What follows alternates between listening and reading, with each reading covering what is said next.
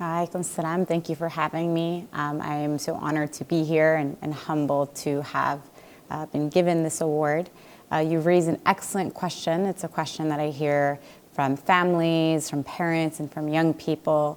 Like you mentioned, anti-Muslim rhetoric has skyrocketed over the last few years.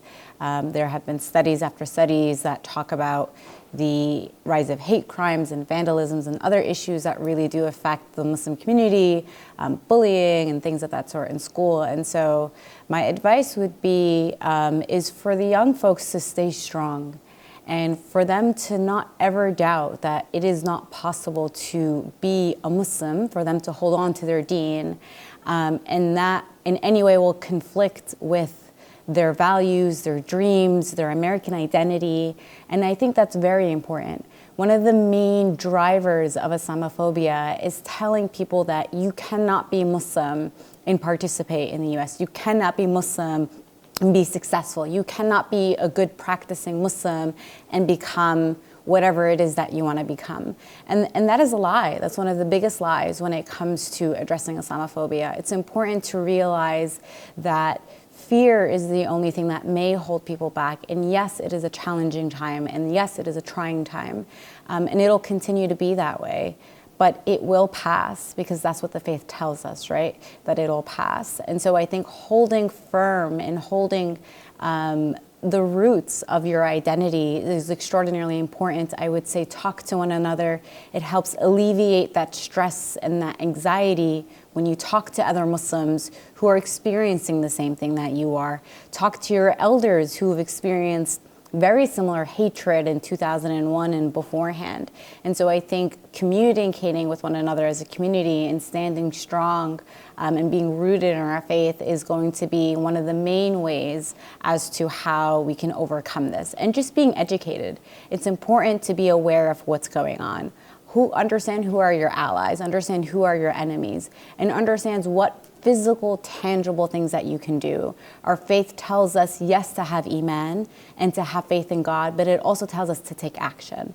So as long as we do those two things in mind, I think it's extraordinarily important and will help alleviate a lot of that anxiety. I think it's important to understand how demonized and vilified Muslims have been for such a long time.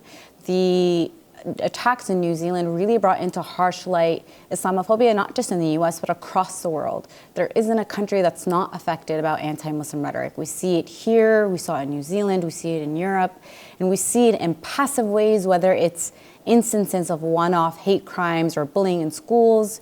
We see it on a national level with policies. Europe has passed policies that target Muslims. We've done that here in the US. And so when you have structural Islamophobia on top of the individual Islamophobia, it creates an atmosphere where attacks like this can happen. And most blatantly, just addressing the issue of white supremacy. What white supremacists and groups like them have in common is a commonality, which is the hatred for Muslims. And then you add anti-immigrant rhetoric, anti-refugee rhetoric, anti-blackness. And so we need to understand that there are so many levels to white supremacy that comes out and targets our community. And so when you have the issue, the rise of white nationalism, coupled with the rise of Islamophobia that has become normalized structurally, institutionally, in the media, and politics, it's created this atmosphere where an attack like this was allowed to happen. So we need to combat it by combating the roots in the structural issues that we see, the anti-blackness, the anti-immigrant, the anti-Muslim rhetoric, and we need to be able to address it structurally, and we need to be able to address it in our everyday lives. Are we having these conversations at home? Are we having these conversations in our schools? Are we having these conversations with our kids and our parents? And so when we're able to address those rising factors, we're going to start understanding what the threat level actually is and how we can overcome it.